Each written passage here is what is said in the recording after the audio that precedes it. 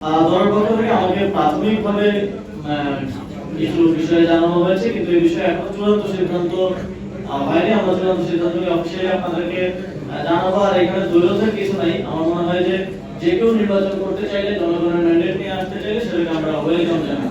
আমরা যখন দেখলাম যে প্রশাসকের নিয়োগের প্রজ্ঞাপনে নির্দিষ্ট কোনো সময়ের উল্লেখ নেই এবং আমরা শুনলাম যে যিনি স্থানীয় সরকার মন্ত্রী আছেন তিনি একটি প্রশ্নের উত্তরে বলছিলেন যে পাঞ্জাবের জগতে একটি বিশ্বস্ত নাম শাবাব এথনিক ওয়্যার। হয়তো উনি ইনফর্ম না বা আমাকে জানানো হয়নি, সিটি কর্পোরেশনগুলোর মেয়াদ কিন্তু 12টা সিটি কর্পোরেশন 12টাই শেষ এবং প্রত্যেকটা নির্বাচন দেওয়ার জন্য এলিজিবল।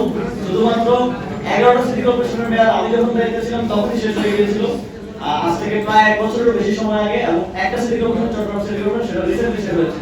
সুতরাং প্রত্যেকটা সিটি কর্পোরেশন নির্বাচন দেওয়ার জন্য উপযুক্ত। এমন সময় নির্বাচন না দিয়ে কোনো নির্দিষ্ট সময়সীমা উল্লেখ না করে প্রশাসক নিয়োগ দেওয়াটা আমরা মনে করি এটা একই সাথে অগণতান্ত্রিক এবং একই সাথে এটা লেভেল প্লেইং ফিল্ডকে নষ্ট করবে। যে প্রশাসক হচ্ছে সে যদি প্রশাসকের পদে থেকে নির্বাচন করে অথবা তার দলে কাউকে সহযোগিতা করে, তাহলে অন্যদের জন্য নির্বাচন করাটা কঠিন হয়ে যাবে। এবং সেখানে অন্য জায়গায় নির্বাচনটা আমরা দেখেছি বিএনপি সবসময় বলে এসেছে যে তারা তত্ত্বাবধায়ক সরকার অধীনে নির্বাচন চায়, তারা দলীয় সরকার অধীনে নির্বাচন চায় না। কিন্তু এটাও একই অবস্থায় হয়ে যাচ্ছে।